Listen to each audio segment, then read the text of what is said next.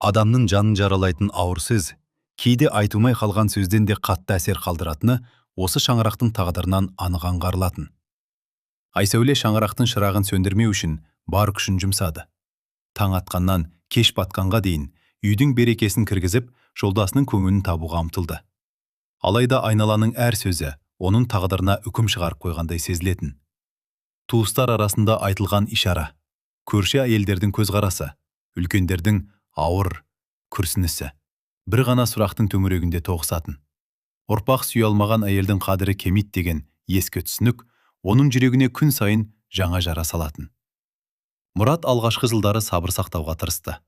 Жұбайының көңілін жараламауға ниеттеніп жүргенімен, уақыт өте айналаның ықпалы өз ойын өзгерте бастады. Ата-анасының үміті, ағайынның сөзі, сырт адамдардың пікірі оның санасына күмән ұялатып, шаңырақтың жылуын суыта түсті. Ақиқатты іздеудің орнына кінәні бір адамнан көру жеңіл жол көрінді. Сол жеңіл жолдың соңы үлкен өкінішке апарарын ол аңғара алмады. Айсәуле дәрігер қабылдауынан шаршап шыққан күндердің бірінде аурухана ауласындағы орындыққа ұзақ отырып қалды. Ақ халатты маман денсаулығында үміт барын түсіндіргенімен, оның сөзі үйдегі сенімсіздікті өзгерте алмайтынын жүрегі сезді.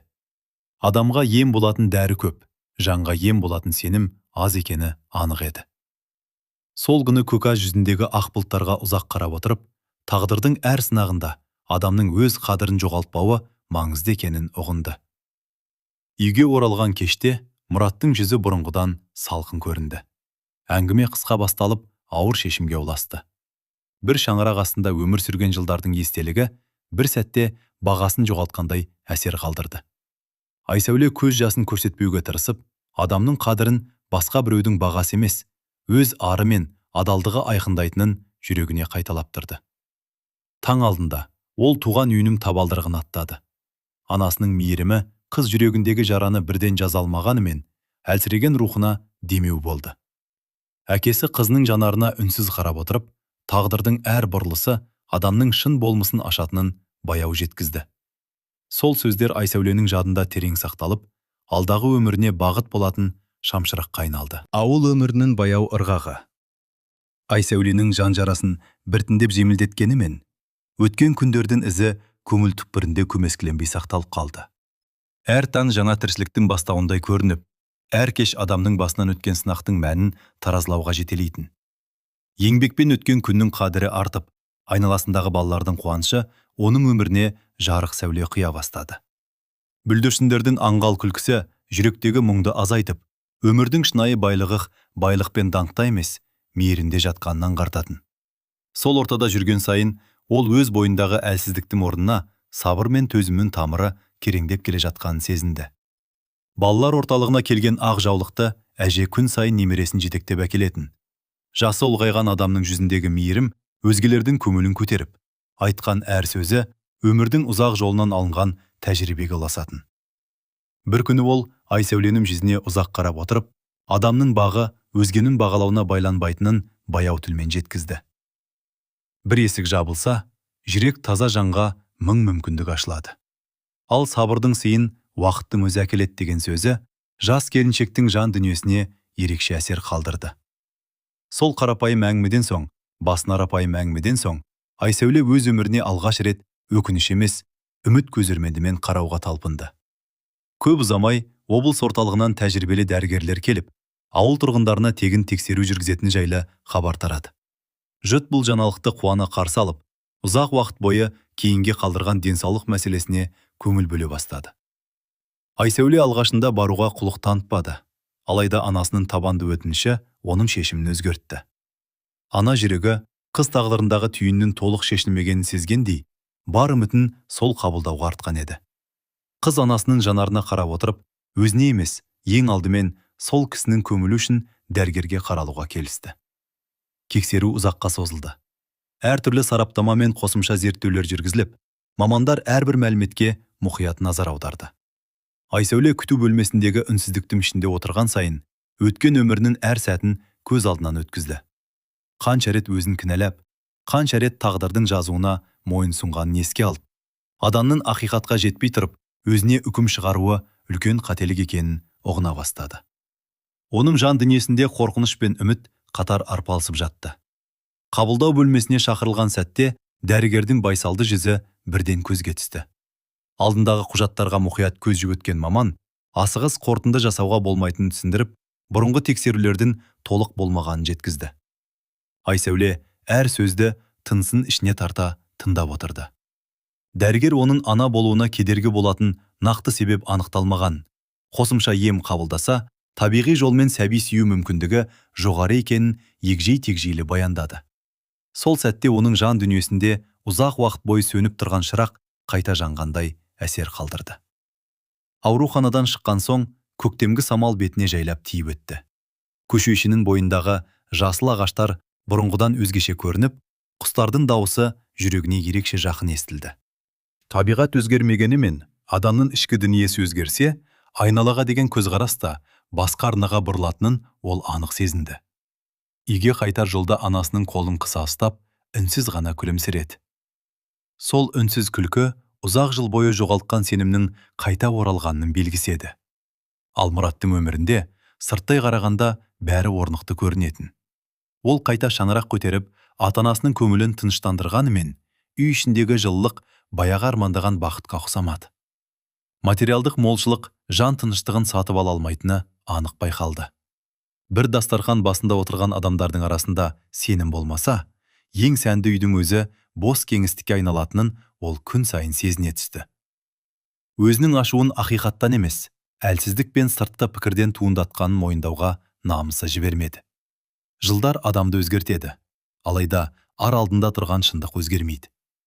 Мұрат жұмыс барысында сәбилерін жетектеген отбасыларды көрген сайын, жүрегінде белгісіз сағыныш оянатын. Ол бұл сезімді жаңа өмірге деген аңсар деп қабылдағанымен, шын мәнінде жоғалтқан адал жанның орны бос тұрғанын іштей сезінетін. Қасындағы адамдар оның жүзіндегі мұңды аңғармайтын. Себебі ол күлімсіреуді үйреніп алған еді. Жалған күлкі жан жарасын жасыра алғанымен, жүректегі өкінішті өшіре алмайтынын өмірдің өзі дәлелдеп тұрды. Қалаға келген алғашқы күн Айсәуле үшін жаңа өмірдің есігін ашқан белеске айналды. Көшелердегі қарбалас тіршілік ауылдың мамыражай тыныштығынан мүлде бөлек әсер қалдырғанымен, оның жүрегінде қорқыныштан гөрі сенім басым еді. Өткеннің өкініші алға ұмтылуға кедергі болмауы қажет деген ой санасына берік орнықты. Білім жобасына қатысқан жастардың ынтасы мен ізденісі оның бойындағы күшті бұрынғыдан да арттырды. Өзгенің өміріне сәуле сыйлаған жанның өз жолы да жарық болатынын өмірдің өзі дәлелдеп тұрғандай көрінді. Жоба жетекшісі Айсәуленің ұйымдастырушылық қабілетін байқап, жауапкершілігі мол жұмыстарды сеніп тапсырды. Ол әр істі мұқият атқарып, адамның беделі атақпен емес, адал еңбегімен қалыптасатынын айналасына ісімен көрсетті. Ұжым мүшелері арасында құрметке ие болып, көптеген жас қызға жігер беретін тұлғаға айналды. Бір кездегі өзіне сенімсіз келіншектің орнын өмірдің талай дауылынан өткен қайсар әйел басқан еді. Оның жан дүниесінде өкініштің орнына тәжірибе, мұңның орнына сабыр орнықты. Ем қабылдау мерзімі аяқталған соң, дәрігер жоспарлы тексеруге шақырды. Айсәуле бұл жолы қобалжудан бұрын байыппен ойлануды жөн көрді. Себебі тағдырдан талап етудің емес, барға шүкір етудің қадірін түсініп үлгерген болатын. Қабылдау бөлмесінде дәрігердің жүзіне көз салған сәтте жүрегі ерекше дүрсіл қақты. Сараптама қорытындысы күткеннен де жақсы болып шыққанын маман жай ғана жымиып жеткізді. Денсаулығы толық қалпына келіп, ана атануға барлық мүмкіндік бар екені айтылған мезетте Айсәуле көздерін жұмып, ұзақ үнсіз отырды. Қаладағы білім жобасы Айсәуленің өміріне жаңа адамдарды алып келді. Әр өңірден келген мамандардың арасында мектеп психологы болып еңбек ететін Самат есімді азамат бар еді. Жүзінен сабыр байқалатын, сөзін ойланып айтатын, артық мақтаннан алыс жүретін оның болмысы көпшіліктің құрметіне ие болатын. Жұрт арасында Саматтың да өмір жолы жеңіл болмағаны айтылатын. Жолдасынан ерте айырылып, жалғыз қызын тәрбиелеп өсірген әке өмірдің қадірін қиындық арқылы түсінген жан еді. Алғашқы уақытта олардың араласуы қызметтік мәселелермен ғана шектелді. Бірлескен жобалар барысында балалар тәрбиесі, отбасы құндылығы, адамгершілік жайлы пікірлері үндесіп, әңгімелері ұзара бастады. Самат Айсәуленің сабырлы мінезіне, адамдарға деген құрметіне ерекше мән берді. Айсәуле де оның ешкімді сөкпейтін, әр адамға түсіністікпен қарайтын қасиетін бағалай түсті. Сенімнің негізі бір күнде қаланбайтынын екеуі де жақсы түсінетін. Күзгі кештердің бірінде жоба аяқталған соң, олар саябақтағы орындыққа отырып, ұзақ сырласты. Айсәуле өткен өміріндегі ауыр кезеңді жасырмай баяндап, өзіне тағылған орынсыз кінәнің шаңырағын шайқалтқанын жеткізді. Самат үнсіз тыңдап болған соң, жай ғана жымиып, адамның қадірі оның басынан өткен сынақпен өлшенбейді. Біреудің жаңсақ пікірі шындықтың орнын баса алмайды. Сен өзіңнің емес, өзгенің айтқан ауыр сөзін арқалап жүрсің. Сол жүкті жерге қойған күні ғана жүрегің еркін тыныстайды, деп ойын білдірді. Бұл сөздер Айсәуленің жан дүниесінде ұзақ уақыт жабық тұрған есікті ашқандай әсер қалдырды.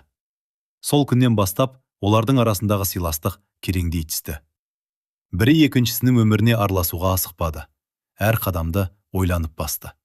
Самат ең алдымен Айсәуленің ата-анасымен танысып, үлкендердің батасын алуды жөн көрді.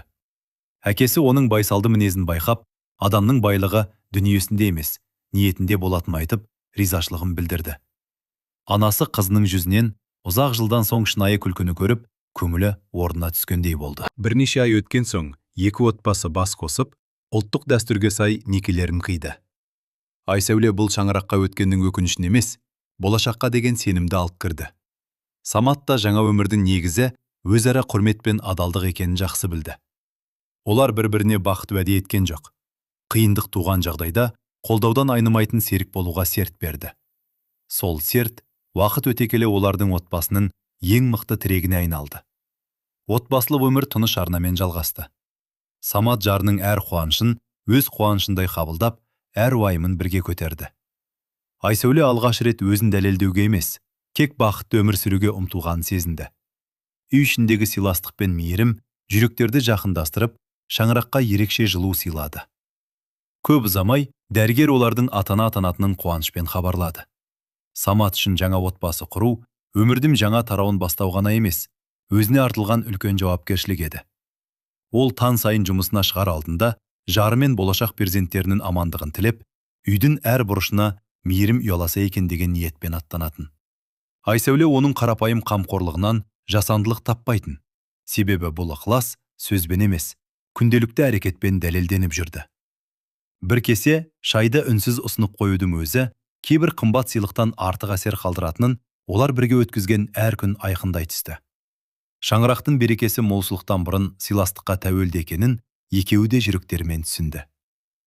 Жүктіліктің 6 айында дәрігерлер арнайы бақылауды күшейтуді ұсынды. Егіз сәбидің дамуы қалыпты болғанмен, ана денсаулығына салмақ түсетіні алдын ала ескертілді.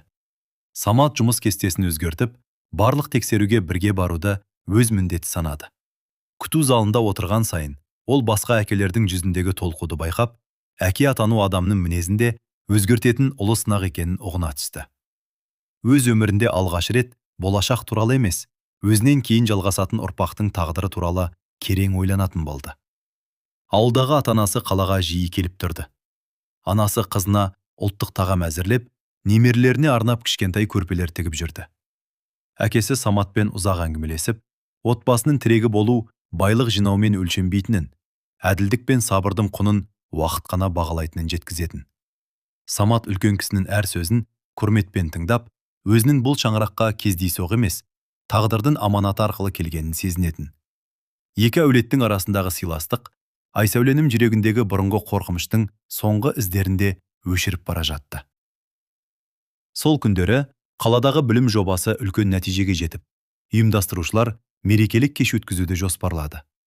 Әріптестері Айсәулені құрметті қонақ ретінде шақырғанмен, дәрігердің кеңесін ескеріп, ол қатысудан бас тартты. Самат жалғыз барып, әріптестерінің сәлемін жеткізіп қайтты. Кеш барысында көпшілік Айсәуленің еңбегін ықыласпен еске алып, оның балаларға арнаған жобалары бірнеше мектепте жалғасып жатқанын айтты.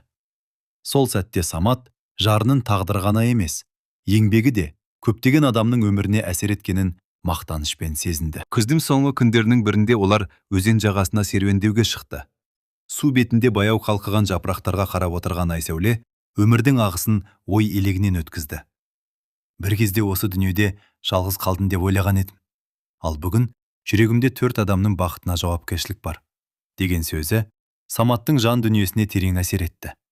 Ол жарының қолын жайлап ұстап, адамның өткенін өзгертуге шамасы жетпегенімен, болашағын адал әрекетімен өзгерте алатынын айтты. Екеуінің арасындағы бұл әңгіме ұзақ уақыт есте сақталатын өмір сабағына айналды. Ал басқа қалада Мұраттың өмірі күтпеген өзгерістерге ұшырай бастады. Кәсібіндегі қиындықтар көбейіп, бұрынғы серіктестерінің сенімі әлсіреді. Үй ішіндегі салқындық оның көңілін одан әрі жүдетіп, жалғыз қалғанда өткен өмірін жиі еске алатын әдет тапты. Айсәулемен бірге өткізген қарапайым күндердің қадірін кеш түсінген жүрек мазасыздықтан арыла алмады.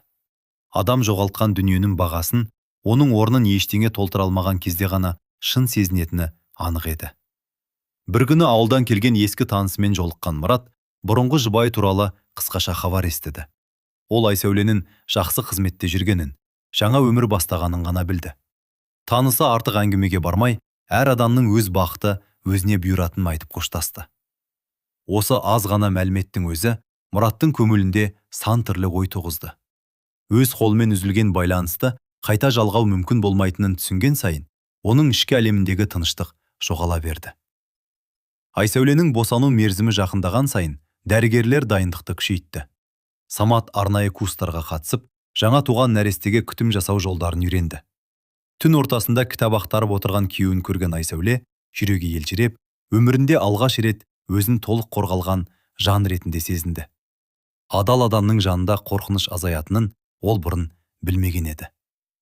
Осы сезім оның ана болуға деген сенімін бұрынғыдан да күшейтті. Қарлы таңның бірінде перзентханаға асығыс жеткен оларды тәжірибелі дәрігерлер қарсы алды. Ұзақ сағаттарға созылған толғаныстан соң дүниеге алдымен ұл сәби келді. Арада бірнеше минут өткенде қыз бала өмір есігін ашып, перзентхана іші нәрестелердің алғашқы үніне толды. Самат қос сәбиді алғаш көрген сәтте жан дүниесін кернеген қуаныш сөзге сыймайтынын сезінді. Ол кішкентай алақандарға қарап отырып, адамға берілетін ең үлкен аманат бала тәрбиесі екенін жүрегімен қабылдады. Әлихан мен аяулым өскен сайын мінездерінің айырмашылығы анық байқалды. Әлихан байыппен ойланып барып әрекет ететін, үлкендердің сөзін мұқият тыңдайтын бала болды. Аяулым айналасына қуаныш сыйлап жүретін ашық мінезімен жұрттың сүйіспеншілігіне бөленді. Екеуі бір-бірінен алыстамай, қуанышын да, ренішін де бірге бөлісіп өсіп келе жатты. Айсәуле олардың арасындағы бауырмалдықты көрген сайын, тағдырдың өзіне тарту еткен сыйының қаншалықты қымбат екенін терең сезінетін. 7 жыл көзді ашып жұмғанша өте шықты. Егіздер мектептің мақтанышына айналып, өнер мен білім сайыстарында үздік нәтиже көрсете бастады. Бір күні облыстық шығармашылық фестивальге шақырту келіп, бағалар үлкен сахнада өнер көрсету мүмкіндігіне ие болды. Самат пен Айсәуле бұл сапарға ерекше дайындалды. Себебі мұндай мүмкіндік балаларының болашағына жол ашуы мүмкін еді. Облыстық шығармашылық фестиваль өтетін мәдениет сарайының алды таңертеңнен бастап балалардың күлкісі мен ата-аналардың қуанышқа толы жүздеріне бөленді. Әр ауданнан келген өнерпаздар ұлттық киімдерін киіп, соңғы дайындықтарын пысықтап жүрді. Самат балалардың иықтарына қолын қойып, сахнаға шығар алдындағы толқудың қалыпты сезім екенін түсіндіріп, өздеріне сенуді сұрады. Айсәуле ұлы мен қызының шашын түзеп тұрып, олардың жетістігі жүлдеде емес, адал еңбекпен батылдықта екенін жүректеріне сіңіргісі келді. Егіздер ата-анасының сөзін ықыласпен тыңдап, сахнаға көтерілер сәтті асыға күтті. Фестивальдің қонақтары арасында өмірдегі кәсіпкерлерге арналған қайырымдылық қорын басқаратын Мұрат та бар еді. Соңғы жылдары ол балаларға қолдау көрсетуге бағытталған жобаларға жиі қатысып, қоғам алдындағы жауапкершілігін арттыруға күш салып жүрген болатын. Сырт көзге оның өмірі орнықты көрінгенімен, ішкі дүниесінде орны толмаған өкініштің ізі сақталып қалған еді. Әсіресе отбасы туралы сөз қозғалғанда, ол үнсіз қалып, әңгімені басқа арнаға бұратын әдет шығарған. Өткеннің көлеңкесі адамнан алыстағанымен, жүректен толық өшпейтінін өзі де жақсы білетін. Сахна шымылдығы ашылып, аудан атынан келген балалар халық әнін орындауға шықты. Көрерменнің назары қатар тұрған егіздерге бірден ауды. Әлиханның байытты қимылы мен аяулымның жарқын күлкісі зал ішіне ерекше жылылық сыйлады. Өнерлерін аяқтаған соң, көрермен ұзақ қол соғып, Балалардың жүзінде қуаныштың шынайы сәулесі пайда болды. Мұрат сол сәтте белгісіз сезімге беріліп, көзін сахнадан ала алмай қалды. Балалар марапаттау рәсімінен соң көрме алаңына бет алды. Әлихан қолдан жасаған ағаш бұйымдарын таныстырса, аяулым өзі салған суреттер жайлы әңгімелеп жүрді. Мұрат қайырымдылық қорының атынан әр бұрышты аралап, қатысушылармен пікір алмасты. Ол балалар тұрған үстелге жақындағанда, ол баланың көзқарасы мен маңдай пішіні көңілінде көмескі қалған бір естелікті қозғалтқандай әсер қалдырды. Бұл ұқсастықтың себебін түсіндіре алмағанымен, жүрегі әлде бір белгісіз толқуға толды. Самат алыстан балаларын бақылап тұрды. Ол Мұраттың үстел маңында ұзақ аялдағанын байқап, жанына жақындады. Екі азамат бұрын бір-бірін көрмегендіктен қарапайым амандасумен шектелді. Самат балалардың еңбегі туралы ықыласпен айтып беріп, олардың ауылда ағаш өңдеу мен сурет салуға қызығатынын жеткізді. Мұрат балалардың тәртібі мен тәрбиесіне риза болып, әрқайсысына естелік кітап сыйлады. Сол қысқа жүздесудің өзінде Әлихан кітапты екі қолмен алып, үлкенге құрмет білдіргені оның көңілінен шықты. Айсәуле сол мезетте ұйымдастырушылар шақырған бөлмеден шығып келе жатты. Қолында балалардың қатысу құжаттары бар еді. Дәліздің бұрылысынан өткенде оның жанары алыста тұрған Мұратқа түсті. Арада 7 жыл өтсе де, бір сәтте санасында сансыз естелік жаңғырып, жүрегі баяу соға бастады. Ол тоқтап қалған жоқ. Жүзіндегі сабырын жоғалтпастан балаларына қарай бет алды. Өткен өмірдің есігін қайта ашуға ниеті болмағандықтан, өзін еркін ұстауға күш салды. Мұрат та қарсы келе жатқан әйелге көз тоқтатқан сәтте таныс бейнені жазбай таныды. Айсәуленің жүзінде бұрынғы мұңның орнына орнықты сенім мен аналық мейірім анық байқалатын. Оның жанында тұрған Самат пен екі баланың жарасында қарым-қатынасы сырт көзге бақытты отбасының көрінісін аңғартты. Мұрат сәлем беруге оқталды. Алайда сөздің орнына үнсіз бас изеумен ғана шектелді. Айсәуле де сыпайы амандасып, балаларын ертіп, көрменің келесі бөлігіне қарай жүріп кетті. Бұл қысқа кездесу Мұраттың ойын түгел өзгертті. Ол бұрынғы жұбайының өмірі осындай берекелі арнаға түскенін көріп, жүрегінде қызғаныш емес, түсініксіз өкініш сезінді. Кезінде өз қолмен қиратқан шаңырақтың орнында, басқа адамның қамқорлығымен салынған жаңа бақыттың бой көтергенін көру оңай болмады. Адамның бағасын қиындық кезінде емес, жанында жүрген шағында түсіну қажет екенін кеш ұғынғанына іштей налиды. Қайырымдылық шарасының қалған бөлігі оған бұрынғыдай әсер сыйлай алмады. Фестиваль аяқталған соң, қонақтар сыртқа шығып, естелік суретке түсе бастады. Балалар алаңда еркін ойнап жүрді. Әлихан жүгіріп бара жатқан қарындасының қолынан ұстап қалып, баспалдақтан авайлап түсуін ескертті. Осы қарапайым әрекетті көрген Мұрат, олардың тәрбиесіне сүйсініп, бір сәт көзін тайдыра алмады. Оның санасында баланы адам ететін қан емес, тәрбие деген ой алғаш рет айқын қалыптаса бастады. Кешкі жолда Самат көлік тізгінін ұстап келе жатып, Айсәуленің үнсіздігін байқады. Ол ешқандай сауал қоймады. Себебі кейбір сезімді сөзбен қозғамаған дұрыс екенін өмір үйреткен еді. Біраз уақыттан соң Айсәуле баяу ғана өткен өмірмен бүгінгі күннің арасында үлкен айырмашылық барын айтып, ең бастысы жүректе өкініш қалдырмауға ұмтылғанын жеткізді.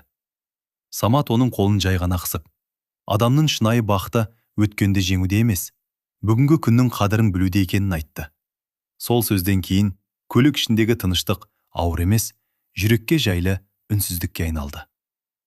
Фестиваль аяқталғаннан кейін бірнеше күн өтсе де, Мұраттың көңіліндегі мазасыздық басылар емес еді. Кеңседегі құжаттарға үмілбен сайын көз алдына Әлиханның байыпты жүзі мен аяулымның шат күлкісі келе берді. Жұмысқа келген әріптестері оның ойын басқа жаққа бөліп жүргенін байқаса да, ешкім себебін сұрамады. Сырттай сабырлы көрінген адамның ішінде қандай дауыл соғып жатқанын өзгелер аңғара бермейтін. Сол мазасыздық оны ұзақ уақыттан бері бармаған емханаға баруға итермеледі. Бірнеше жыл бұрынғы тексерулер жүргізілген жеке клиника әлде жұмыс істеп тұр екен. Дәліздегі қабырға, қабылдау бөлмесіндегі орындықтар, тіркеу үстеліндегі үнсіздік оның санасында ұмыт болған естеліктерді қайта тірілтті. Құжаттарын қарап шыққан қызметкер бұрынғы дәрігердің зейнетке шыққанын айтып, орнына тәжірибелі маман келгенін хабарлады. Мұрат қабылдауға кірген соң бар жағдайды жасырмай баяндап, бұрынғы сараптамаларды қайта қарап шығуға өтініш білдірді. Дәрігер әр құжатты мұқият зерттеп отырып, кейбір тексерулердің толық жүргізілмегенін бірден аңғарды. Маман қосымша зерттеу жасауды ұсынып, асығыс қорытынды жасау медицина қағидасына қайшы екенін түсіндірді. Мұрат үнсіз келісіп, барлық сараптамадан өтті. Күту уақыты оған бірнеше күн емес, бірнеше жылға созылғандай сезілді. Әр өткен сағат сайын бұрынғы өміріндегі әрбір шешімді қайта саралап, өз әрекетінің дұрыстығына алғаш рет күмәндана бастады.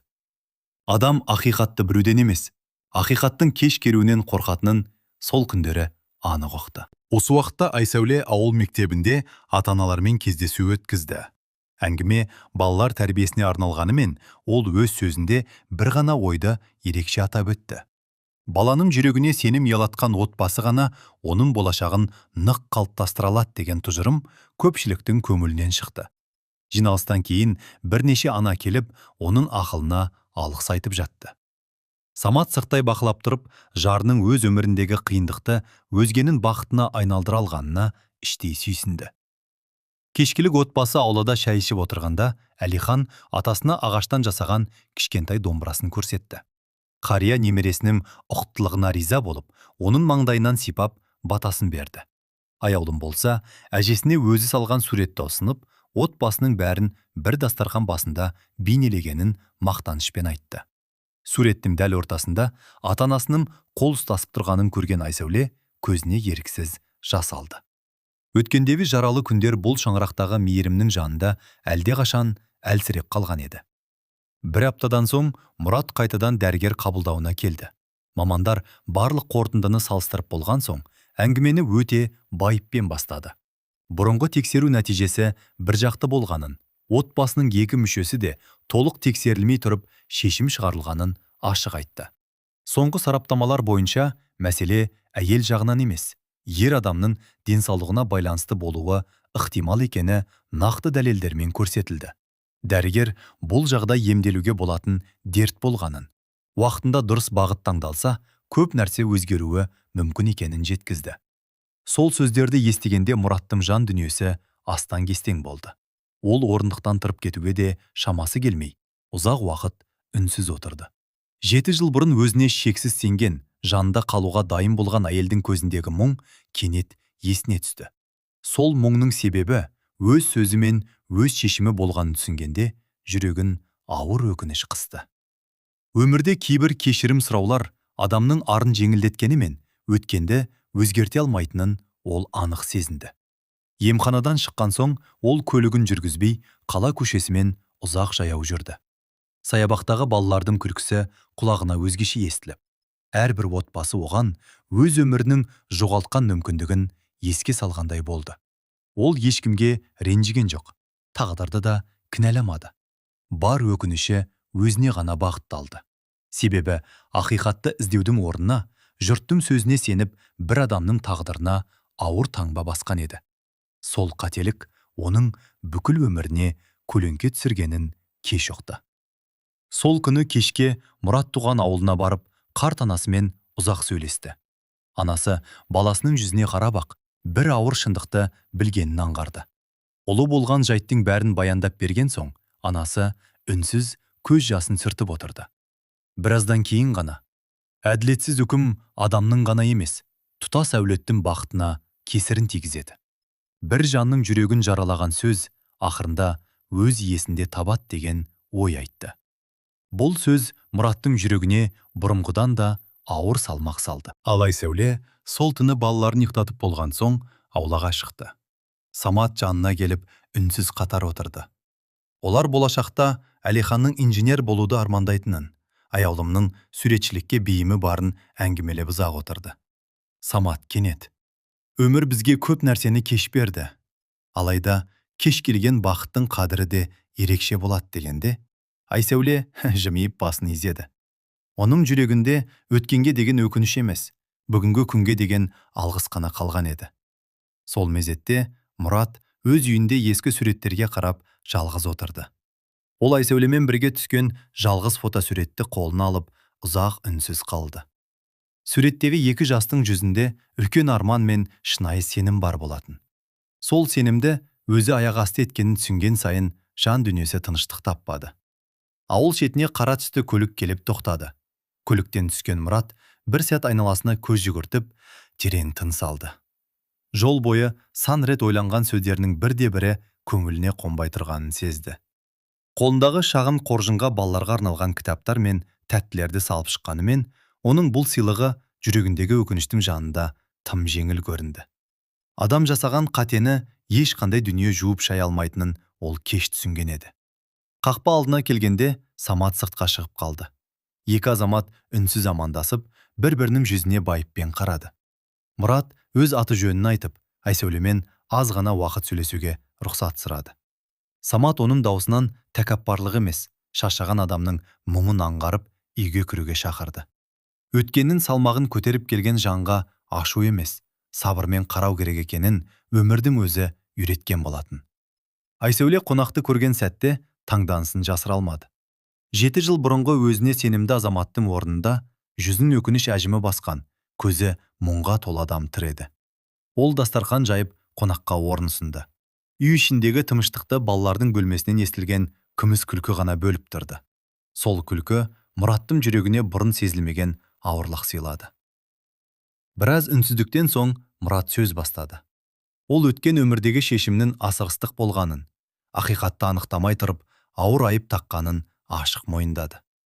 Жақында ғана жүргізілген медициналық тексеру оның барлық күмәнін сейілткенін, шындықтың мүлде басқа болғанын баяндады.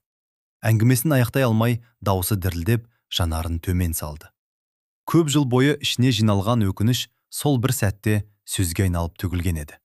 Айсәуле асықпай тыңдап отырды. Оның жүзінен ашу да, кек те байқалмады. Біраз үнсіздіктен соң ол баяу ғана өмірдің өзіне үлкен сабақ бергенін айтып, адамның тағдыры бір ғана сөзден өзгеріп кететінін жеткізді. Сол күнгі таңдауың мені сындырған жоқ.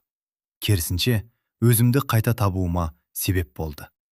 Егер сол қиындық болмағанда, бүгінгі отбасымды, балаларымды, жүрегімнің тыныштығын кездестірмес едім деген ойды сабырмен айтты. Бұл сөз Мұраттың жүрегіне ең ауыр үкім болып естілді. Дәл сол мезетте ауладан балалардың дауысы естілді. Әлихан мен аяулым мектептен ерте қайтып, қақпадан жүгіріп кірді. Екеуі үйге кірген бойда Саматты құшақтап, жарыса сөйлеп кетті. Әлихан бүгінгі жарыста бірінші орын алғанын қуанышпен айтып жатса, аяулым қолындағы суретін анасына көрсетіп мәз болды. Үй ішіндегі осы қарапайым көрініс шынайы бақыттың қандай болатынын сөзсіз дәлелдеп тұрғандай еді. Самат балаларды Мұратпен таныстырды. Егіздер үлкен кісіге ізет көрсетіп сәлем берді. Мұрат олардың әр қимылын үнсіз бақылап отырды. Әлиханның байыптылығы мен аяулымның мейірімділігі оның жүрегіне ерекше әсер қалдырды. Ол, бұл балалардың жақсы тәрбие көргеніне сүйсініп, шын әкенің белгісі тек қан байланысында емес, күн сайын көрсетілетін қамқорлықта екенін анық түсінді. Балалар аулаға қайта шығып кеткен соң, Мұрат орнынан баяу көтерілді. Қоштасар алдында Саматқа қарап ұзақ тұрды. Сен мен қорғай алмаған адамды қорғадым. Мен бағалай алмаған жанды бағаладың. Бұл отбасының бақытына сырттай куә болғанымның өзі маған үлкен сабақ болды. Деген сөзді әрең айтты. Самат оның иығына қолын қойып, өмірдің ең үлкен ерлігі өз қатесін мойындай білуде екенін жеткізді. Екі ер адамның арасындағы сол қысқа әңгіме артық сөзсіз-ақ көп нәрсені аңғартты. Мұрат ауладан шығып бара жатқанда аяулым артынан жүгіріп келді. Кішкентай қыз оның қолына өзі салған гүлдің суретін ұстатты. Бүгін келгеніңізге рахмет. Әкем қонаққа құр қол шығуға болмайды деп үйреткен, деген балалық пейілмен күлімсіреді. Мұрат суретті екі қолмен алып, басынан сипап алғыс айтты. Сол сәтте оның жанарынан мөлдір жас төмен сырғып түсті. Себебі ол, осы кішкентай қыздың қарапайым әрекетінен өмір бойы іздеп жүрген адамдық мейірімді көрген еді. Көлігіне отырған соң, ол бірден қозғалған жоқ. Керезеден алыстап бара жатқан шаңыраққа ұзақ қарап отырды. Сол үйден байлықтың сылатанатын емес, өзара құрмет пен сенімнің шынайы құнын көрді. 7 жыл бұрын жоғалтқан дүниесінің орнына басқа біреудің бақыты орнағанына өкінгенімен, сол бақытты бұзуға ешқашан құқығы жоқ екенін анық ұқты. Ар алдында кешірім сұрау парызын орындағанымен, өткеннің ізі мәңгі жүрегінде қалатынын сезді. Айсәуле кешкісін балаларын ұйықтатып болған соң, ауладағы орындыққа отырды. Самат жанына келіп, үнсіз жайғасты. Екеуі көкжиекке қызарып батып бара жатқан күнге қарап отырып, ұзақ уақыт сөзсіз отырды. Біраздан соң Айсәуле жүрегіндегі соңғы реніштің де бүгін бірге кеткенін баяу айтты. Сол сәтте үйдің терезесінен балалардың шат күлкісі естіліп, тағдырдың кешіктірген бақыты ем баянды бақытқа айналатынын үнсіз дәлелдеп тұрғандай болды. Мұрат сол кездесуден соң бұрынғы қалпына қайта орала алмады. Таңертең жұмысқа келгенімен, қағаздарға ұзақ қарап отырып қалатын. Кешке үйіне қайтқанда бос бөлмелердің үнсіздігі жанын қинайтын. Ол алғаш рет өзінің бар күшін мансапқа жұмсап, адамдық қарым-қатынастың қадірін кейінге ысырып қойғанын анық түсінді. Қолындағы дүниенің бәрі жан тыныштығын алмастыра алмайтынын өмірдің өзі дәлелдеп берді. Өкініштің ең ауыры, өткенді өзгертуге мүмкіндік қалмаған сәтте басталатынын жүрегі толық қабылдады. Бірнеше күн өткен соң, ол балалар үйіне баруды ұйғарды. Қайырымдылық қоры арқылы талай көмек көрсеткенімен, бұрын мұндай мекемеге өзі арнайы келіп көрмеген еді. Аулада асыр салып ойнап жүрген балалар офыны қоршап алып, әрқайсысы өз өнерін көрсетуге тырысты. Бірі өлең оқыса, бірі суретін әкелді. Енді бірі ағаштан жасаған шағын ойыншығын мақтанышпен ұсынды. Сол сәтте ол ата-ананың мейіріміне зәру жүректердің байлыққа емес, бір жылы сөзге мұқтаж екенін анық сезінді. Мекеме басшысы балалардың тұрмысын көрсетіп жүріп, кішкентай Нұрислам есімді баламен таныстырды. Ялшақ мінезді бала бұрышта кітап оқып отырған екен. Мұрат жанына жақындағанда, ол орнынан тұрып ізетпен амандасты. Қысқа ғана әңгімеден соң, оның арманы инженер болу екенін білді. Баланың жанарындағы үміт Мұратқа Әлиханды еске түсіріп, жүрегін ерекше толқытты. Сол күннен бастап, ол балалар үйіне жиі барып тұрды. Балалармен шахмат ойнап, кітап оқып беріп, қолөнер үйірмесіне қажетті құралдар алып берді. Бұрын тек қаржылай көмек көрсетуді қайырымдылық деп түсінсе, адамға бөлінген уақыт пен ықыластың құны әлде қайда жоғары екенін осы ортада ұқты. Балалардың қарапайым қуанышы, оның жан дүниесіндегі ауырлықты біртіндеп жеңілдете бастады. Жақсылықтың ең үлкен қайтарымы адамның өз жүрегіне оралады деген сөздің мәні ашыла түсті. Ал Айсәуле мен Самат ауылдағы өмірін бұрынғы қалпында жалғастырды. Әлихан аудандық пән олимпиадасында жеңіске жетіп, облыстық кезеңге жолдама алды. Аяулымның суреттері жас суретшілер көрмесіне қойылып, ұстаздары оның ерекше қабілетін жоғары бағалады. Балалардың әр жетістігі ата-анасының еңбегінің жемісіне айналып, шаңырақтағы қуанышты еселей түсті. Самат кешкілік балалардың сабақтарын бірге қарап, Айсәуле олардың армандарын жүзеге асыру жолдарын жоспарлайтын. Бір күні мектеп директоры облыс орталығында өтетін үзгішпеш үздік отбасы байқауына қатысуға ұсыныс жасады. Байқаудың басты шарты отбасының өмірлік ұстанымы мен тәрбиелік тәжірибесін көрсету болатын. Самат бұл ұсынысты қабылдамай-ақ қоюды ойлады. Алайда ұстаздар балаларға үлгі болатын отбасының дәл осы шаңырақ екенін айтып, қолқа салды. Айсәуле де көп ойланған соң келісімін берді. Бұл жарыс марапат үшін емес, отбасылық құндылықтарды насихаттау үшін маңызды екенін олар жақсы түсінді. Байқау күні үлкен залға әртүрлі өмірден келген отбасылар жиналды.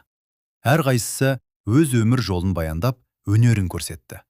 Самат сөз алған кезде шаңырақтың беріктігі байлықпен емес, өзара құрметпен сақталатынын айтты. Айсәуле қиындық көрген адамның жүрегі өзгеге мейірімдірек болатынын жеткізіп, баланы тәрбиелеудің ең мықты тәсілі ата-ананың өз әрекеті екенін мысалдармен түсіндірді. Залдағы көпшілік олардың әңгімесін ұзақ қол шапалақтап қарсы алды. Қазылар алқасының арасында қайырымдылық қорының өкілі ретінде Мұрат та отырған еді. Бағдарлама басталғанға дейін қатысушылардың тізіміне мән бермеген ол сахнаға Айсәуле мен Саматтың шыққанын көргенде үнсіз қалды. Бұл жолы оның көңілінде бұрынғы өкініштен басқа жаңа сезім пайда болды. Ол өз алдында тұрған отбасыға сырт көзбен қарап, шынайы бақыттың қандай болатынын анық көрді. Адамның бақыты өткенді қайтаруда емес, барын қадірлей білуде екенін алғаш рет толық түсінді. Байқау қорытындысында Саматтың отбасы бас жүлдені жеңіп алды. Әлихан атасының еңбек сүйгіштігі туралы әсерлі әңгіме айтып, аяулым анасына арнап салған картинасын сахнада көпшілікке көрсетті. Картинада үлкен ағаштың астында қол ұстасқан отбасы бейнеленген, ал бұтақтарына ұсақ құстар ұя салған еді. Қазылар бұл туындыны отбасы бірлігінің символы ретінде ерекше атап өтті. Айсәуле қызын құшақтап тұрып, жүрегіндегі қуаныштың сөзбен жеткізілмейтін сезім екенін ұқты. Салтанатты шара аяқталған соң Мұрат сыртқа жалғыз шықты. Алаңдағы орындыққа отырып, адамдардың тарағанын ұзақ бақылады. Қолында аяулым салған суреттің кішкентай көшірмесі бар еді. Оны байқау ұйымдастырушылары барлық қонаққа естелік ретінде таратқан болатын. Суретке қайта-қайта көз жүгірткен сайын отбасының бақыты сыртқы сәнде емес, күнделікті құрмет пен адалдықта қалыптасатынын жүрегімен сезінді. Сол сәтте ол өз өмірін өзгертетін тағы бір маңызды шешім қабылдады. Келесі аптада Мұрат ата-анасыз қалған бірнеше дарынды баланың оқуына арнайы қор ашты. Оның шарты бойынша балалар тек білім алумен шектелмей, ұлттық тәрбие мен өнерді қатар меңгеруге мүмкіндік алатын болды. Бұл бастама көпшіліктің қолдауына ие болып, өмірдегі көптеген азаматтар қор жұмысына үлес қосты. Мұрат жасаған әр игі ісі арқылы өткендегі қатесін толық өшіре алмайтынын білетін.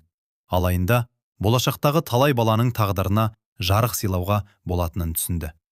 Адамның шынайы өзгерісі сөзден емес, ісінен көрінетінін ол өз өмірімен дәлелдеуге бел буды. Сол кеште Айсәуле үйдің ауласында отырып, балалардың күлкісіне құлақ түрді. Самат шай құйып отырып, ертеңгі жоспарларын айтып жатты. Аспандағы жылдыздар баяу жымыңдап, тынық түн бүкіл ауылды құшағына алған. Айсәуле жүрегінде бір ғана ойды қайталады. Бір кезде өзін өмірдің ең бақытсыз адамы санаған әйел, бүгін екі баланың анасы, адал жар, ел құрметтеген ұстаз ретінде өмір сүріп отыр. Тағдыр адамды құлатуы мүмкін, бірақ үмітін жоғалтпаған жанды міндетті түрде өз бақытына алып барады. Күздің соңғы айында ауыл мектебі отбасы және тәрбие атты ашық кездесу өткізетін болды. Шараға ұстаздармен бірге ауыл ақсақалдары, ата-аналар және түрлі сала мамандары шақырылды. Саматқа бала тәрбиесі жөнінде баяндама жасау ұсынылды.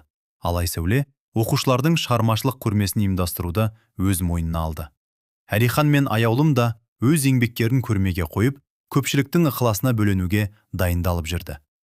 Бір шаңырақтың бір мақсатқа жұмылуы олардың арасындағы байланысты бұрынғыдан да күшейте түсті. Мектептің кең залы таңертеңнен лық толды. Қабырғаға балалардың суреттері ілініп, қолөнер бұйымдары ретімен қойылды. Әлихан жасаған ағаштан ойылған домбыра мен бесікке үлкендер ерекше қызығушылық танытты. Аяулым салған табиғат көріністері мен ана бейнесі көпшіліктің назарын аударып, бірнеше суретші оның дарынын жоғары бағалады.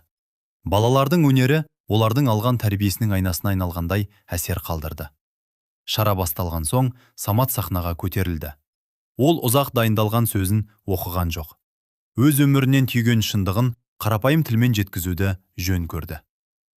Бала айтқан ақылды емес, көрген тәрбиені бойына сіңіреді. Әке үйге алып келген дүниесімен емес, үйге алып келген мінезімен есте қалады. Ана мейірімі баланың жүрегіне ізгілік егеді. Ал әкенің әділдігі сол ізгілікті қорғап тұрады.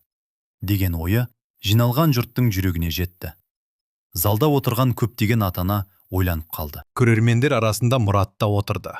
Ол бұл кездесуге арнайы шақырылмағанымен, балалар тәрбиесіне арналған қор атынан келген болатын. Саматтың әр сөзі оның өткен өміріндегі шешімдерін қайта есіне түсірді. Бір сәттік ашудың салдарынан адамның тағдырын өзгертіп жіберуге болатынын ол кеш түсінген еді. Сол өкініштің ізі жан дүниесінен өшпейтінін жақсы білетін. Кездесу аяқталған соң оқушылар өз жұмыстарын таныстыра бастады. Әлихан ағаштан жасаған бұйымдарының әр қайсысының мағынасын сабырмен түсіндіріп шықты. Ол бесіктің қазақ үшін тек зат емес, ұрпақ жалғастығының белгісі екенін айтып берді. Мұрат оның сөз сапталына сүйсініп, баланың бойындағы парасаттың кездейсоқ қалыптаспайтынын аңғарды. Осындай тәрбие көрген ұлдың болашағы жарқын боларына күмән қалмады. Аяулым көрмедегі ең үлкен картинасын таныстыруға шыққанда, зал іші тына қалды. Суретте кең дала. Ортасында алып бәйтерек. Оның саясында 3 ұрпақ бейнеленген еді. Бұтақтарға ұя салған құстардың астында ойнап жүрген балалар өмірдің жалғасын білдіретін.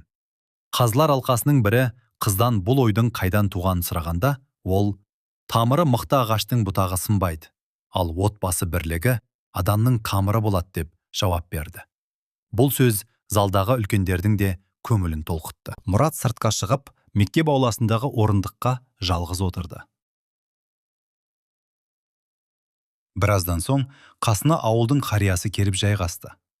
Қария оның кім екенін танып, ешқандай артық сауал қоймады. Ұзақ үнсіздіктен кейін ғана: адам өмірінде 2 мұра қалдырады. Бірі артында қалған дүние, екіншісі адамдардың жүрегінде қалған ізі.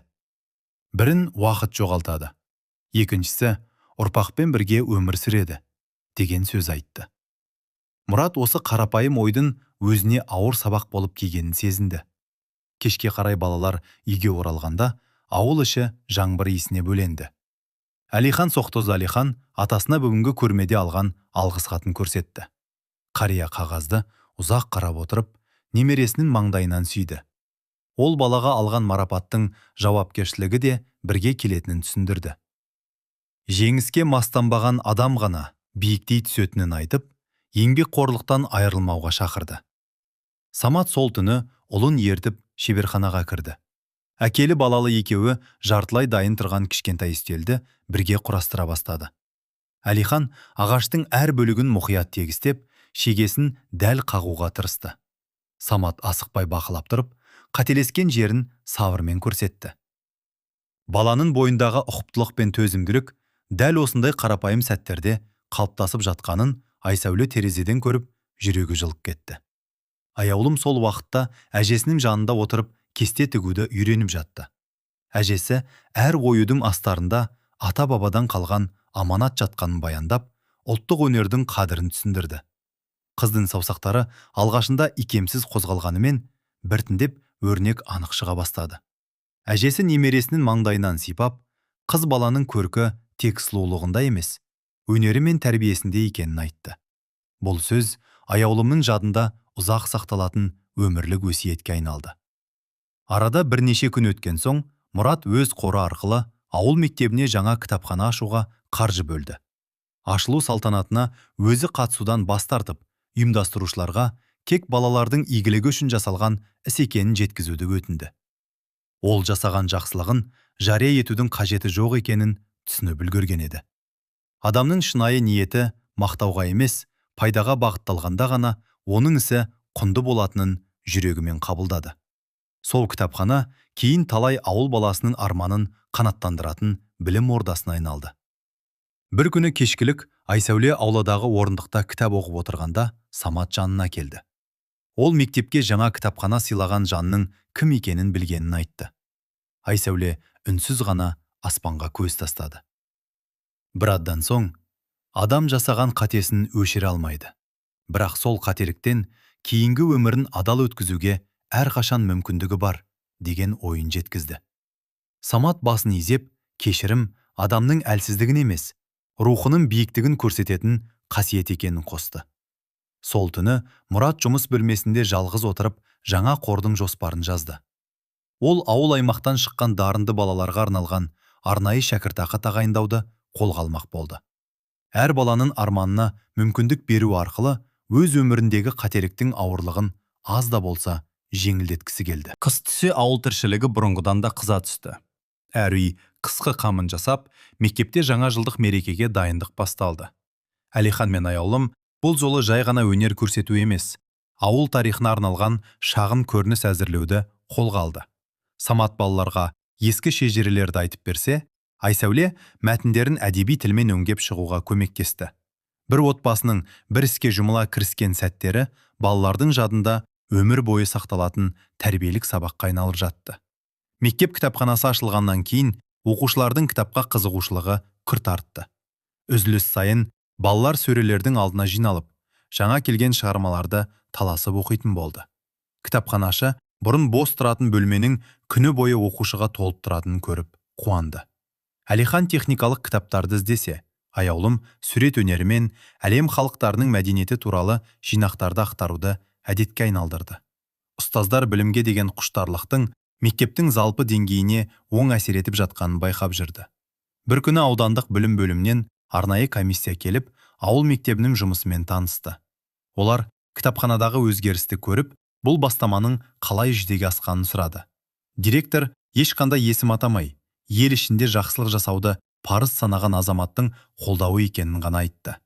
Комиссия мүшелері мектеп ұжымының ауызбіршілігіне риза болып, басқа ауылдарға да осы тәжірибені енгізуді ұсынды. Кейде бір адамның үнсіз жасаған игі ісі тұтас қоғамға үлгі болатыны анық байқалды. Қалада Мұрат жаңа жобамен айналысып жүрді. Ол ауыл мектептеріне арналған жылжымалы зертхана әзірлеуді қолға алып, шалғай елді мекендегі балалардың ғылымға қызығушылығын арттыруды мақсат етті. Бұрын табыс оның негізгі мақсаты болса, өмірінің осы кезеңінде пайдалы іс атқару бірінші орынға шықты. Қасында жүрген әріптестері оның мінезіндегі үлкен өзгерісті байқап, бұрынғыдай ашуға берілмейтінін айтып жүрді. Өмірдің ауыр сабағы оның жүрегін жұмсартып, ойлау жүйесін өзгертті. Жаңа жыл қарсаңында аудан бойынша үздік шәкірт байқауы өтті. Әлихан ғылыми жобасын қорғап, ауыл шаруашылығына арналған шағын су үнемдеу құрылғысын таныстырды. Қазылар оның жасына қарамастан керем ойлайтынына таңғалып, жоғары баға берді. Аяулым ұлттық оюлар негізінде салған суреттер топтамасын ұсынып, көрерменнің ықыласына бөленді. Егіздердің жетістігі ата-анасы үшін үлкен қуанышқа айналды. Байқаудан кейін ұйымдастырушылар жеңімпаздарды облыс орталығына экскурсияға шақырды. Балалар мұражайлар мен ғылыми орталықтарды аралап, өздері армандаған мамандықтар туралы мол мәлімет алды. Әлихан инженерлік зертханадағы тәжірибелерге ерекше қызықса, аяулым сурет галереясынан ұзақ шыққысы келмеді. Самат олардың әр қадамын бақылап жүріп, баланың дарынын зорлықпен емес, қолдаумен дамыту керектігін тағы бір мәрте ұқты. Айсәуле болса, балаларының көзіне ұялаған сенімді көріп, барлық қиындықтың өтеуі осы күндер екеніне шүкіршілік етті. Экскурсия соңында балаларға арнайы түскі ас ұйымдастырылды. Сол шараға демеуші ретінде Мұрат та қатысты. Ол балалармен еркін сөйлесіп, әр қайсысының арманы туралы сұрап шықты. Әлихан өз жобасын жетілдіріп, ауылдағы егіншілікке пайдасын тигізгісі келетінін айтқанда, Мұрат оның ойына сүйсініп, ғылымға қызығушылығы бар балаларға арналған грант бағдарламасын іске қосатынын жеткізді. Ол бұл сөзді көпшілікке емес, ең алдымен өз аражданының алдында берген уәдесі ретінде қабылдады. Сапардан кейін ауылда қысқы боран күшейді. Бір кеште электр желісі үзіліп, бірнеше үй жарықсыз қалды. Самат көршілердің жағдайын білу үшін сыртқа шығып, ауыл жігіттермен бірге ақауды қалпына келтіруге кірісті. Әлихан әкесінің соңынан еріп, құрал-сайман тасуға көмектесті.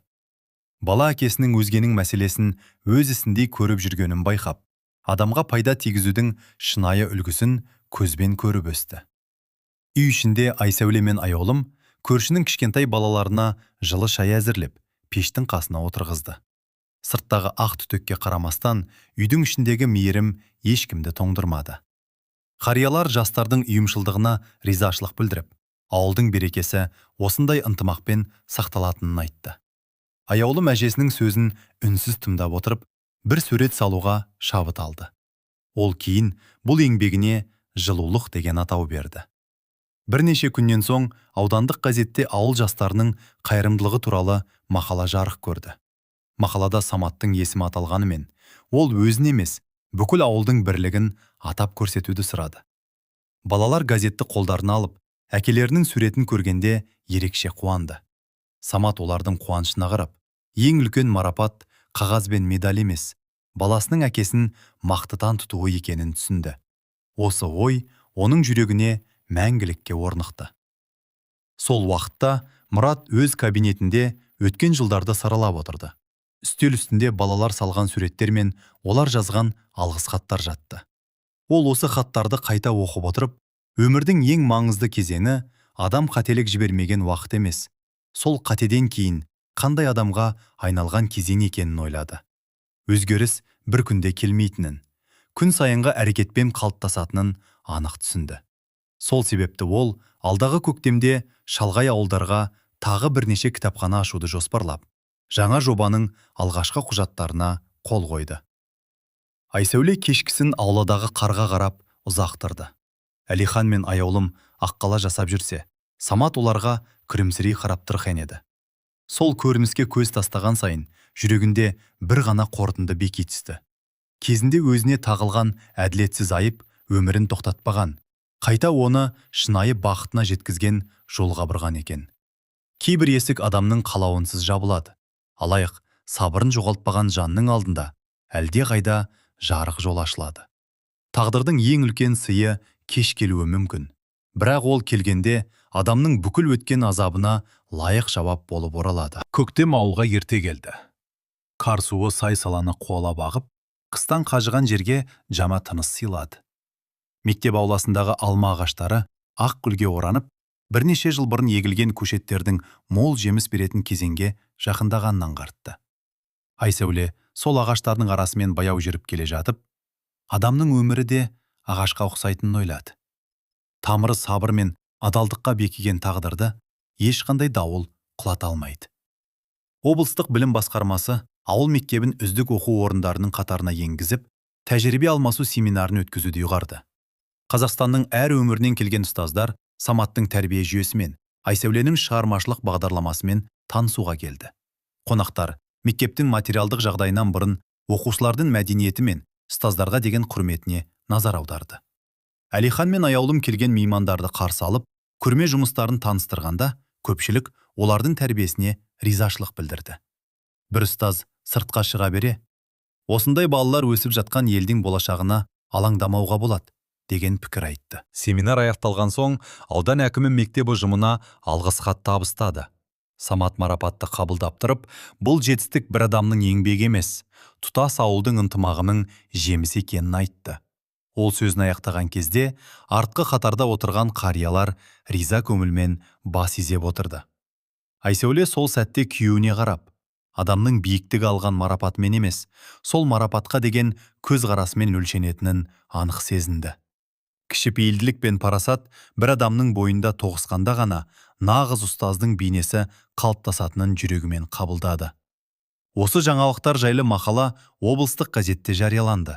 Газеттің бір данасы қаладағы Мұраттың кеңсесіне де жетті. Ол мақаланы асықпай оқып шығып, суретке ұзақ қарады. Самат пен Айсәуле балалармен бірге тұрған фотода жасандылық байқалмайтын. Әр адамның жүзінен өз орны мен өз бақыты анық көрініп тұрды. Сол сурет оған уақыттың бәрін өз орнына қоятынын тағы бір мәрте дәлелдеді. Көп ұзамай Мұрат ашқан қайырымдылық қорының алғашқы шәкіртақысы тағайындалатын күн келді. Байқауға 100-ден астам бала қатысып, комиссия ең лайықты үміткерлерді іріктеді. Жеңімпаздардың арасында ата-анасынан ерте айырылған, ауыл мектебінде оқитын жас қыз бар еді. Ол сахнаға көтеріліп тұрып, білім алуға мүмкіндік берген адамдарға алғыс айтты.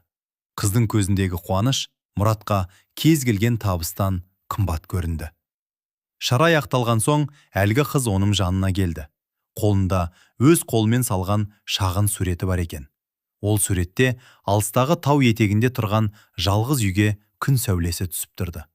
Қыз, адамның өмірінде бір ғана жарық сәуле болса да, сол жарық оған жол көрсетеді, деген ойын айтып, суретін сыйға тартты.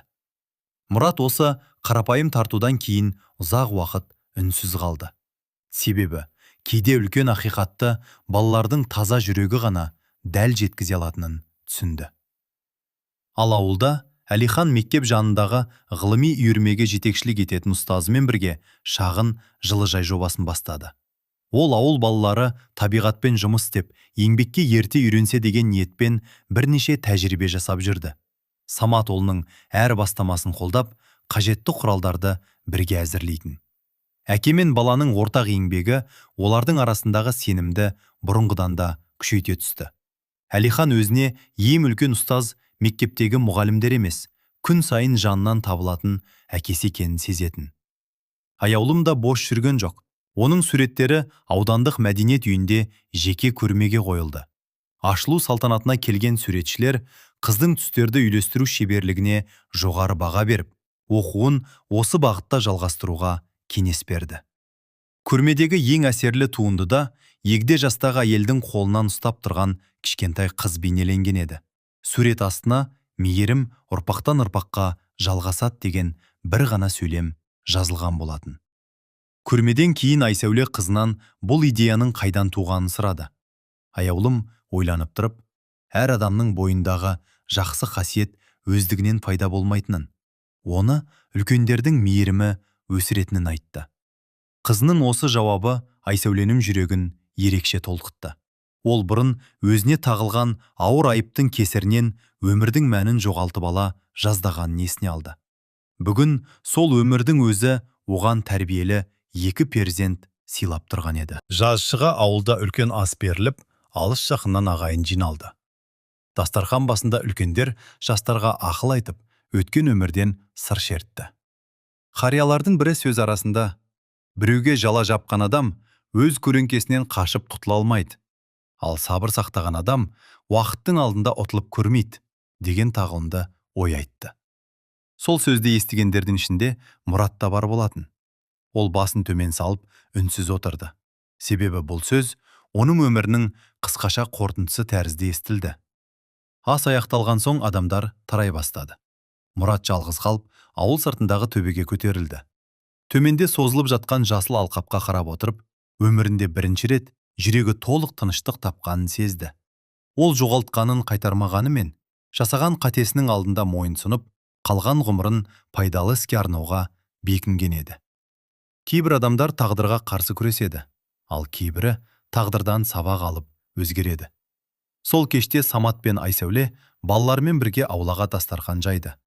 Әлихан болашақта ауылға жаңа технология әкелуді армандайтынын айтты. Аяулым ұлттық өнерді әлемге танытқысы келетінін жеткізді. Ата-анасы олардың армандарын тыңдап отырып, бір-біріне үнсіз қарап күлімсіреді. Олар өздерінің ең үлкен жетістігі салған үйі, немесе жинаған дүниесі емес, армандай білетін әрі адамдық қасиетін жоғалтпаған ұрпақ өсірген екенін жақсы түсінді. Түн қоюлана бастағанда Айсәуле аспанға көз тікті. 7 жыл бұрын көз жасымен қоштасқан өмір бүгін оған мүлде басқа тағдыр сыйлаған еді. Адамның бақыты бір есіктің жабылуымен бірге жоғалмайды. Ол тек басқа жолмен келуге асығады деген ақиқат оның бүкіл өмірінің өзегіне айналды. Сол оймен ол балаларын құшағына қысып, жүрегінде ешқандай өкініш қалмағанын анық сезінді. Ал уақыт болса, өз үкімін әлде қашан шығарып қойған еді. Сабыр сақтаған жан ұтылды деп көрінгенімен, ең соңында жеңісті дәл сол адам иеленеді. Арада тағы бірнеше жыл өтті. Әлихан мектепті үздік аяқтап, инженерлік мамандыққа грант жеңіп алды. Оның бала күннен ойлап жүрген су үнемдеу жобасы республика көлеміндегі байқауда жоғары бағаланып, ауыл шаруашылығына енгізіле бастады. Аяулым ұлттық нақыштағы суреттермен халықаралық жастар көрмесіне қатысып, қазақтың мәдениетін өзгелерге танытуды өз өмірінің мақсатына айналдырды. Балаларының әр жетістігін көрген Айсәуле мен Самат олардың алған марапатынан бұрын адам болып қалыптасқанына қуанды. Оқу жылы аяқталған соң ауылда үлкен кездесу ұйымдастырылды. Шетелде, қалада білім алып жүрген түлектер туған мектептеріне келіп, кейінгі буынмен тәжірибе бөлісті. Әлихан сахнаға шығып, өзінің жетістігі ешқандай кереметпен келмегенін, оған ата-анасының еңбегі мен ұстаздарының тәрбиесі себеп болғанын айтты. Ол сөзінің соңында балаға қалатын ең үлкен мұра сенім мен тәрбие деген ойын жеткізгенде зал іші ұзақ қол соқты. Самат пен Айсәуле соңғы қатарда үнсіз отырып, бір-біріне қарады. Сол жиынға Мұрат та шақырылған еді. Ол бұл жолы қонақ ретінде емес, ауыл жастарына арналған білім қорын құрған азамат ретінде келді. Бірнеше жыл ішінде оның қоры жүздеген баланың оқуына қолдау көрсетіп, ондаған кітапхана мен зертхана ашқан болатын. Жиналған жұрт оның еңбегіне алғыс айтып жатқанымен, Мұрат өзін өзгеген биік сезінбеді. Өйткені жасаған жақсылығы өткендегі қателігін толық өшіре алмайтынын жүрегі жақсы білетін. Кездесу аяқталған соң мектеп ауласында көпшілік естелік суретке түсті. Балалар үлкендерді қоршап, әңгіме айтып, қуаныштарын бөлісіп жүрді. Мұрат сәл шеткері тұрып, Саматтың немересін қолына көтеріп тұрғанын байқап қалды. Арада қанша жыл өтсе де, бұл отбасының арасындағы мейірім бұрынғыдан да күшейгенін көрді. Сол көрініс оның жан дүниесіне қызғаныш емес, тыныштық сыйлады. Көпшілік тараған соң Мұрат Айсәуленің жанына келді. Екеуі мектеп ауласының шетіндегі ескі теректің түбінде біраз үнсіз тұрды. Мұрат баяу ғана өмірінің ең үлкен сабағын дәл осы адамнан алғанын айтты. Мен кезінде дәрігердің толық қорытындысын күтпедім. Өз жұбайыма сенбедім. Жұрттың сөзіне ердім. Бір сәттік күмән бүтін бір отбасының тағдырын өзгертті. Бүгінгі жастар менің жіберген қатемді қайталамас екен деген тілекпен өмір сүріп келемін. Деген сөзі оның жүрегінен шыққан шынайы өкініш еді. Айсәуле ұзақ үнсіз қалды. Артынша жай ғана күлімсіреп, өткен өмірге өкпе сақтамайтынын айтты. Егер сол оқиға болмағанда, мен Саматты жолықтырмас едім. Әлихан мен аяулым бұл өмірге келмес еді. Қиындықтың ішінде де Алланың біз көрмейтін даналығы жатады. Адамның міндеті сынақ келгенде адамшылығын жоғалтпау. Деген сөзі Мұраттың көңіліне мәңгі сақталатын өсиет болып орнықты. Самат та олардың жанына келіп әңгімені жалғады. Ол өткен өмір үшін бірін-бірі жазғырудың пайдасы жоқ екенін айтып, бүгінгі ұрпаққа дұрыс тәрбие беру әлдеқайда маңызды екенін жеткізді. Үшеуі ұзақ сөйлескен жоқ. Алайда сол қысқа жүздесу көп жылдан бері айтылмай келген ауыр сөздердің орнын толтырғандай әсер қалдырды. Кейбір кешірім дауыстап айтылмайды. Ол адамның жүрегіндегі тыныштық арқылы сезіледі. Сол күні үш адамның да жан дүниесінде бұрынғыдан жеңілдік орнады. Күз келгенде Әлихан студенттік демалысында ауылға оралып, балаларға робот техникасынан тегін сабақ өткізді.